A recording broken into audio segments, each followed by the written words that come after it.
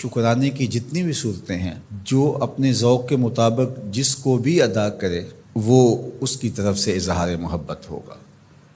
جو چیزیں شریعت نے فرض کہی ہیں اور جن چیزوں کا وجوب ہے اور اس کا باقاعدہ شریعت میں طریقہ بھی بتایا گیا ہے تو وہاں ہمارے ذوق کا دخل نہیں ہوگا۔ پانچ گانہ نماز کا جو طریقہ بتایا گیا ہے، اس کے اوقات جو بتائے گئے ہیں، اس میں قیام، رکوع اور سجدے کی صورتیں ہمارے اوپر واضح کر دی گئی ہیں، مبہم نہیں رکھی گئی، تو اس میں ہم اپنے ذوق کا مظاہرہ نہیں کر سکتے کہ نہیں ہم نماز اس طرح پڑھیں گے، ہمارا ذوق اس طرح کا ہے۔ وضو میں میرا ذوق یہ ہے کہ میں پاؤں پہلے دھوؤں گا اور باقی اعضاء بعد میں دھوؤں گا، ایسا نہیں ہے، وہ شریعت نے ہمارے اوپر واضح کر دیا ہے۔ لیکن جن امور کے اندر شریعت نے ہمیں کوئی اس طرح کی پابندی نہیں لگائی، کسی امر کا مطلق حکم دیا ہے، تو اس میں پھر ہم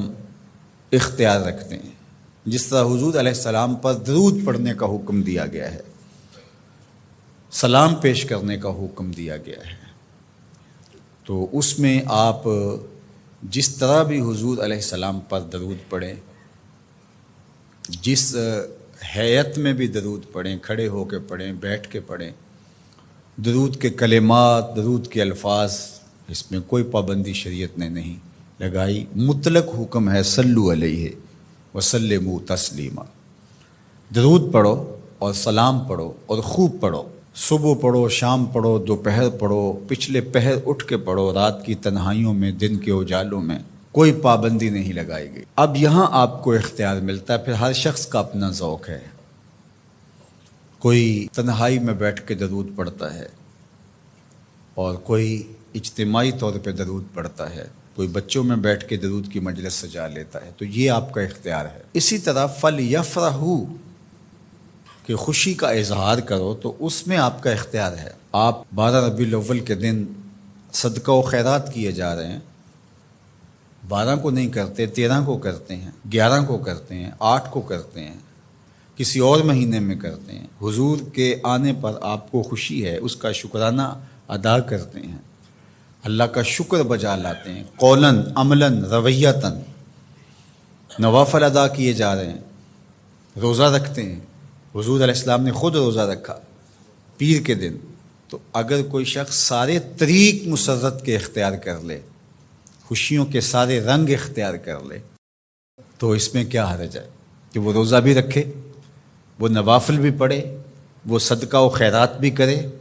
وہ مٹھائیاں بھی بانٹے، چہرے پر بشاشت کا، فرحت کا، انبساط و کیف و سرور کا اظہار بھی ہو، لبوں پر اللہ کی تقدیس کے ترانے بھی ہوں، محبوب کی نعتیں بھی ہوں، اور ذکر مصطفیٰ کا نور ماحول میں پھیل جائے اور وہ اللہ کا شکر بجا لا رہا ہو اور اس کا رواں رواں بول رہا ہو کہ مجھے حضور کے آنے پہ مسرت ہے، خوشی ہے، تو یہ سارے طریق بھی اختیار کیے جا سکتے۔ ہر شخص کی اپنی کیفیت ہے۔ میں نے کہا اس پہ خام خواہ اتنی ضد بھی نہیں کرنی چاہیے کہ جو میرا ذوق ہے ہر شخص کو ذوق کے مطابق ہی آنا پڑے گا، یہ نہیں ہے۔ جس کا جو ذوق ہے اس ذوق میں وہ اپنی محبت کا اظہار کر سکتا ہے، چونکہ اس میں کشادگی دی گئی ہے، اس میں فرحت کے اظہار کا مختلف انداز ہو سکتا ہے، اور ماضی کے اندر بھی ایسا ہوتا رہا ہے، مختلف بزرگوں نے مختلف طریقے اختیار کیے۔ یہ جو محفل میلاد کا انداز ہے یہ فرحت کا اظہار بھی ہے اور تبلیغ کا ذریعہ بھی ہے۔ علماء نے اس کو اس لیے زیادہ تر اختیار کیا کہ اس سے ساری چیزیں تقریباً اس میں جمع ہو رہی ہوتی ہیں۔ آپ مسجد میں نماز پڑھتے ہیں، پھر شکرانے کے نوافل ادا کرتے ہیں،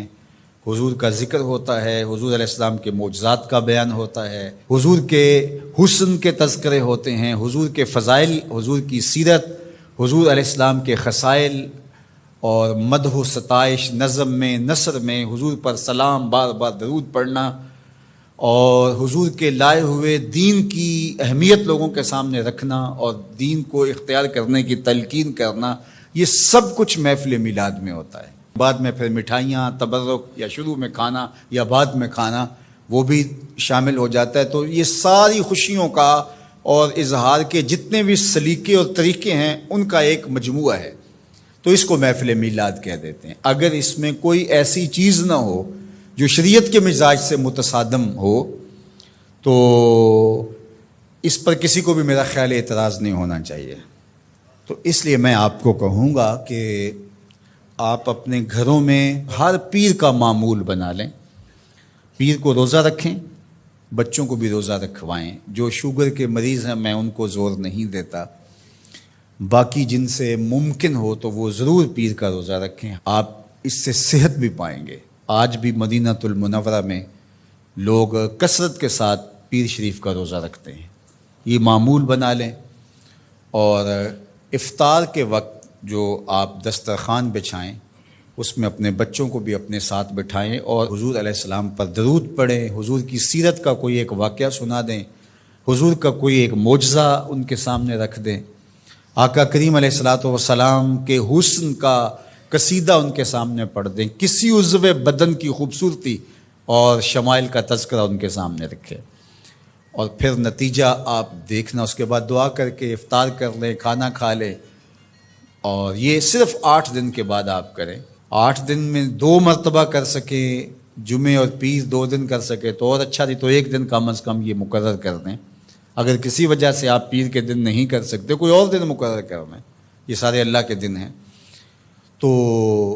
آپ دیکھیں گے کہ اس کے اثرات آپ کی نسل کے اندر منتقل ہوں گے۔